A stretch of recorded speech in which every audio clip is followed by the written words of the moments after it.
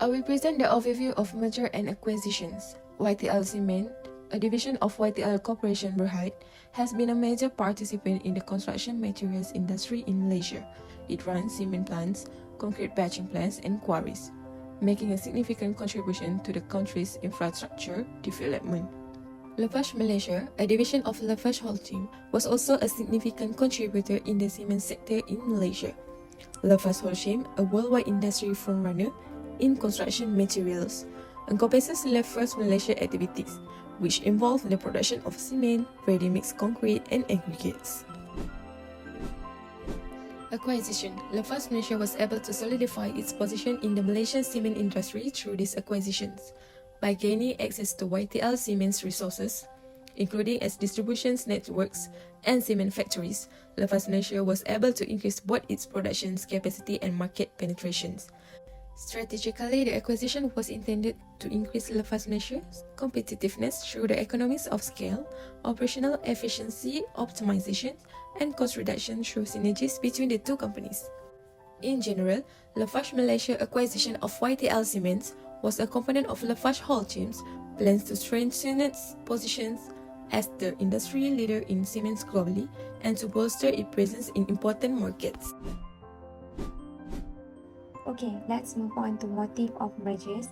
One of the primary motive behind the mergers is market expansion and diversification. That means they can expand their market, present both domestically and internationally. The second one is financial performance improvement. From the financial perspective, the mergers aims to enhance shareholder value and strengthen corporate governance practice. Okay, I will continue with the type of merger. Firstly, horizontal merger. YTL Cement and Lafarge Malaysia, both operating in the cement and building material sector, could consider as horizontal merger where they combine their operation to achieve economy of scales, reduce costs, and enhance market share. This type of merger could strengthen their competitive position in the market by consolidating the resources, capabilities, and market presence. Next, vertical merger, where two companies that are at a different stage but in the same industry production or distribution chain combine together. It's known as a vertical merger. It can be classified as a vertical merger because Lafarge Malaysia produce and distribute cement while YTL Cement primarily operate in the cement manufacturing industry. Okay, next, cash acquisition. Lafarge Malaysia could be purchased by YTL Cement through a cash acquisition. It basically means that a specific cash price per share, YTL Cement will purchase all or most of the share of Lafarge Malaysia. In this instance, shareholder of Lafarge Malaysia sell their share for cash and the company merged with YTL Cement to become a wholly owned subsidiary. And for stock acquisition, YTL Cement can buy shares from Lafarge Malaysia in order to acquire the company. In this scenario, the shareholder of Lafarge Malaysia will exchange the share for YTL Cement share of the company. This technique, under consideration for the exchange, would be based on the respective valuation of YTL Cement and Lafarge Malaysia. And last but not least, asset acquisition. YTL Cement may consider acquiring asset from Lafarge Malaysia by purchasing a specific asset and liabilities, but not the entire business. By taking this approach, YTL Cement is able to choose acquire asset while attempting to avoid taking on certain abilities like a manufacturing plants, trademarks, or intellectual properties. We continue our discussion about the benefit of mergers. The first one is merger and acquisition is market expansion. When a company merges with or acquire another, it gains access to new customer segment, geographies or product lines. This expansion can lead to increased revenue stream and broader customer base, reducing reliance on a single market.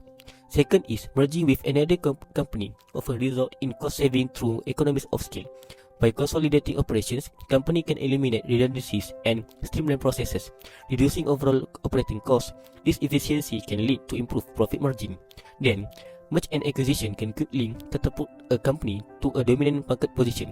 By acquiring competitors or complementary businesses, a company can solidify its market share and gain a strong competitive advantage. This can especially valuable in industry with intense competition. By acquiring a company with established international presence, a company can avoid many of the challenges and costs associated with entering new markets. Moreover, provide opportunities for companies to strategically rebrand themselves. This can help change public perception, reposition the company in the market, or align it with new values and goals. We continue for the drawbacks of merger and acquisition. They are for the disadvantage listed of merger and acquisition. Firstly, a merger can reduce competition and give the new firm monopoly power. With less competition and greater market share, the new firm can usually increase price for consumers. Next, in an aggressive merger, a company may eliminate the underperforming asset of the other company. It may result in employees losing their jobs. Then, in cases where there is little in common between the companies, it may be difficult to gain synergies. Also, a bigger company may be unable to motivate employees and achieve the same degree of control. Thus, the new company may not be able to achieve economy of scale. Last but not least, merging two companies is a legal business transaction that often requires the involvement of several key professionals. Have a guess. Does the merger succeed? The answer is yes. The success of a merger hinges on integration planning, effective leadership, and stakeholder engagement. According to News 2019, the prospective acquisition of Lafarge Malaysia Berhad by YTL Corporation Berhad will give the business more pricing power in the oversupplied and fiercely competitive cement market. Abdul Azim Mokhtar said this will allow the merged unit to command better pricing power in a competitive market. If they manage to synergize their operations, greater cost competitiveness can be achieved as well. In short, the merger of YTL Cement and Lafarge Malaysia was intended to increase Lafarge Holcim's position in Malaysia's cement market. They hope to improve company competitiveness, reduce costs, and increase revenue by combining resources. While mergers provide benefits, like as market expansions and cost savings, they also pose challenges such as integration issues and potential consumer price increase. Success is dependent on efficiently managing this complication in order to achieve their strategic objective.